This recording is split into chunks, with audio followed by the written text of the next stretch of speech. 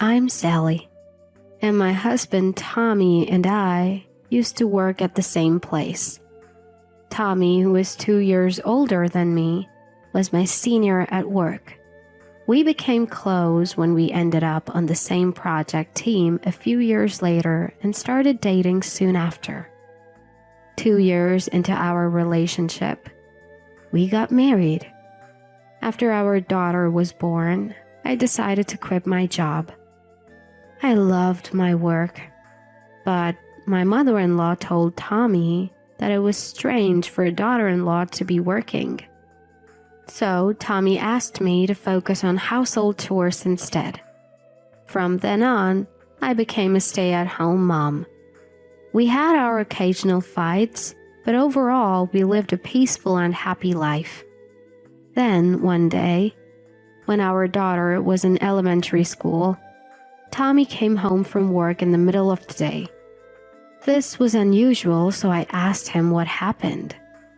It happened so suddenly that I asked him what was going on, and he answered, "Not only was the job hard, but I was also being harassed by my boss, which caused me to become depressed. I consulted with a doctor at the hospital. I quit my job because someone told me I should quit." When I pressed for details, he explained, "My job was tough, and I was also facing harassment from my boss. I've been diagnosed with depression. The doctor advised me to quit, so I did." He also told me, "I don't want you to have any more contact with anyone at the company." I felt so bad for not realizing that Tommy was so traumatized. It was really heartbreaking that Tommy was in so much pain and he couldn't notice. I felt terrible for not noticing how much he was struggling. I thought it would be best for Tommy to take some time off to recover. Our income took a hit, but I believed we could manage with some budgeting and my savings from before we got married. Above all else, I thought it was important that Tommy recover mentally and be able to return to society. However, 6 months passed, and Tommy's condition didn't improve. We started using my savings to cover his medical expenses. I decided to take up a part-time job to help out. I thought that once Tommy returned to work, I could save my part-time earnings. Our daughter was now old enough to help with chores, which was a big relief. I did my best to take care of housework and work to the best of my ability so as to not burden Tommy. But Tommy's depression didn't get better. Of course, I knew it wouldn't heal that quickly. He would go to the clinic during the day and come back in the evening, only to laze around in the house. He seemed fine when talking and eating, so it was hard to tell if he was improving. I suggested trying a different clinic, but he said he was fine with the current one. "Just stay as you are," was all he said. I once saw Tommy watching TV and laughing, so I asked, "Maybe it's time to start looking for a job?" His face turned stern. "Just thinking about it makes me feel sick and nauseous," he replied. I didn't want to force him into work, especially since he's sick. But the financial strain was getting to me, and I started getting annoyed at Tommy's little comments. Even when I rushed home from my part-time job to make dinner, Tommy would sprawl on the sofa and say, "Is dinner ready yet? I'm starving." I couldn't help but wonder why I had to rush home from work to cook for Tommy, who had been home all day. After meals, Tommy wouldn't even take his dishes to the sink. Clothes were strewn around the living room, and the dishes from the lunch I prepared were still on the table. I was torn between being understanding because Tommy was sick and wanting him to at least do these small things. Then, another problem arose. I came home from work to find my mother-in-law in the house. "What are you so surprised about? Can't I visit my own son?" she said. I quickly replied, "That's not what I meant." She continued, "Why didn't you tell me Tommy is depressed? I had no idea." Honestly, what should I say? I had doubts. I wondered, shouldn't Tommy be the one to tell her? As I sighed, she glared at me. You're taking good care of my son, right? If you had been supportive, this wouldn't have happened. Do you understand? She's been like this since we got married, blaming me for everything. If anything happened, it was all my fault. I was subjected to old-fashioned harassment many times. I used to visit the in-laws often, but her constant harassment made me distance myself. Tommy didn't care and let her harass me, but he also didn't mind when I wanted to distance myself from her. Her attitude of indifference worked to my advantage, and even when I told her that I wanted to leave my mother-in-law, she didn't seem to care, saying, "Well, it's fine." I was able to open it. For a while, life was peaceful. But now that Tommy is home during weekdays, mother-in-law has been coming over daily. Even though my mother-in-law comes over, she doesn't lift a finger to help. She and Tommy eat the lunch I've prepared, leave their dishes, and just lounge around, making the house even messier. Cleaning has become a real chore. Since my father-in-law passed away, it's just mother-in-law in the in-laws' house. At first I thought she might be lonely, so I put up with it. But she eats dinner at our place almost every day, criticizes my cooking, and even blames me for Tommy's depression before leaving. She never contributes to groceries or brings any food. Our income is already tight, and now we have to cover her meals too. It's a tough situation. Stressed out, I decided to talk to my sister-in-law, Lucy, who lives near the in-laws' house. Lucy is the only reasonable one among them and has always stood up for me when mother-in-law was giving me a hard time. She's smart and articulate, so she can easily counter any of mother-in-law's excuses.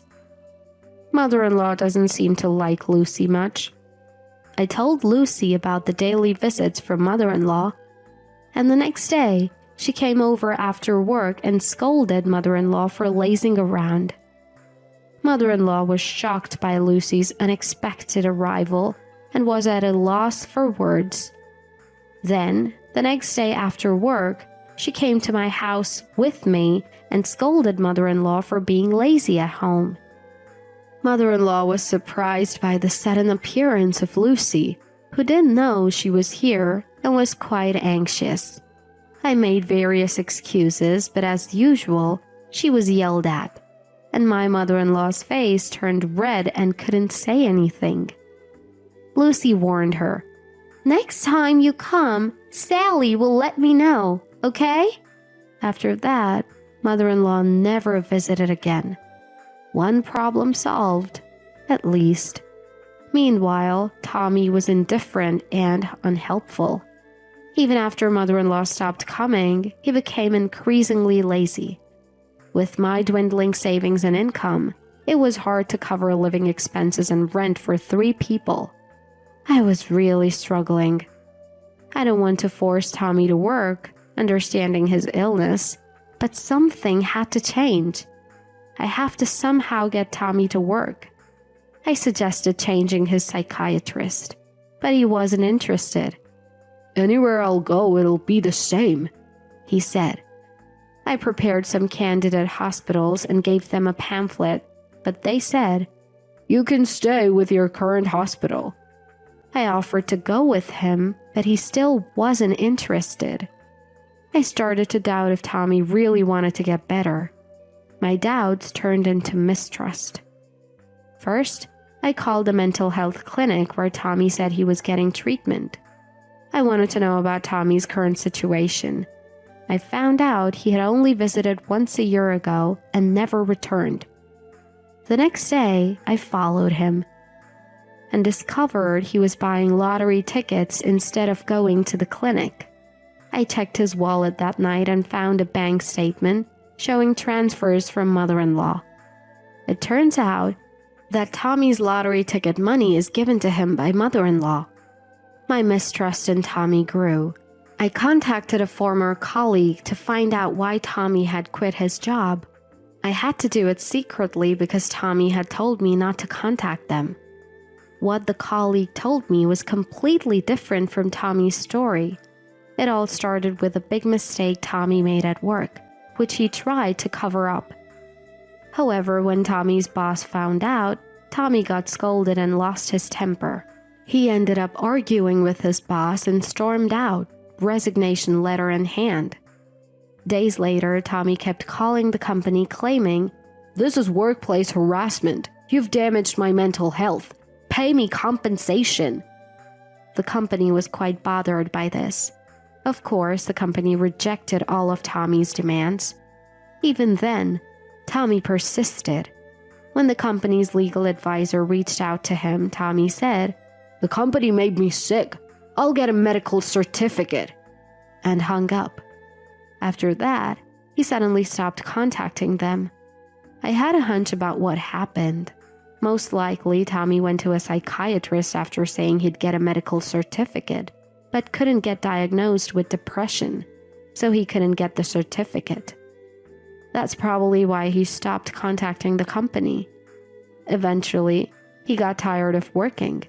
He took advantage of my kindness, lied about going to the hospital, and lived a lazy life.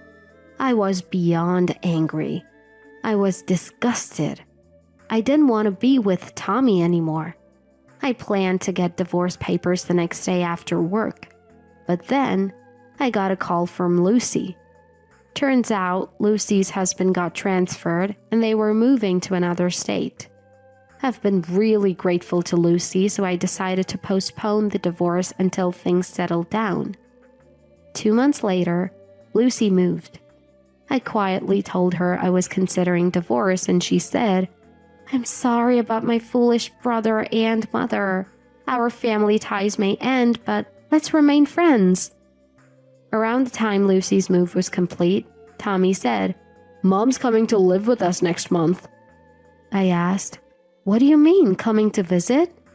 Tommy said, "No, she's moving in. She'll live with us." Apparently, with Lucy moving, his mom felt lonely. Their old house was getting run down, so she wanted to live with us, and Tommy agreed. Both Tommy and his mom were so selfish, and I just said, "Oh, okay." Inside, I'd reached my limit.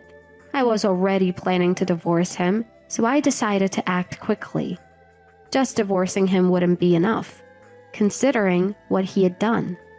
The next day, while Tommy was at his usual lottery ticket spot, I called the movers.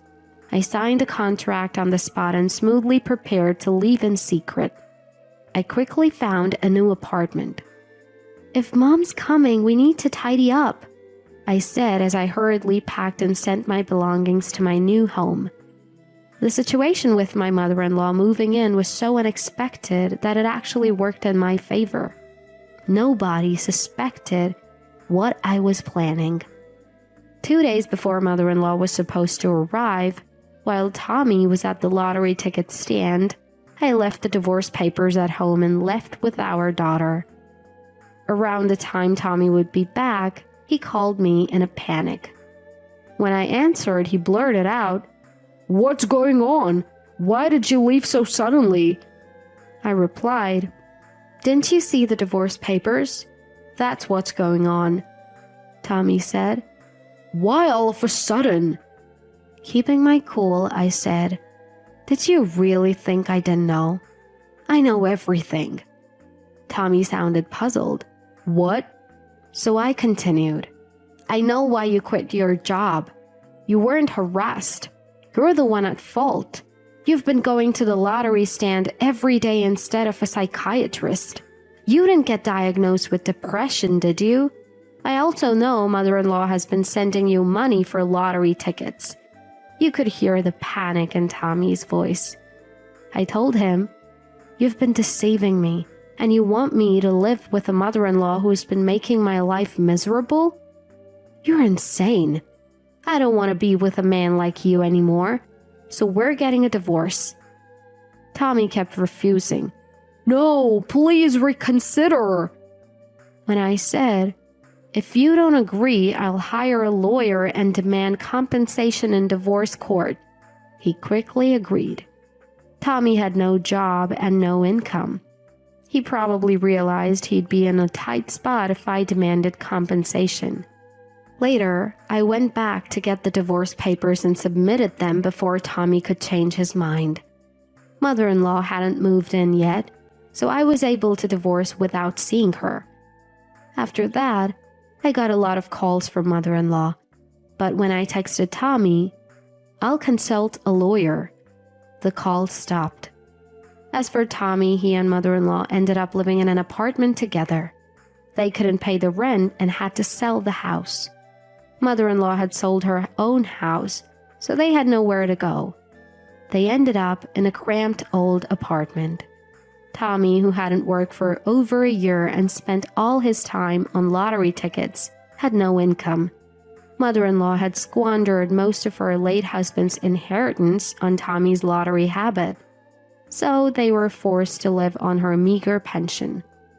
As for me, I started a new life with my daughter in a rented apartment.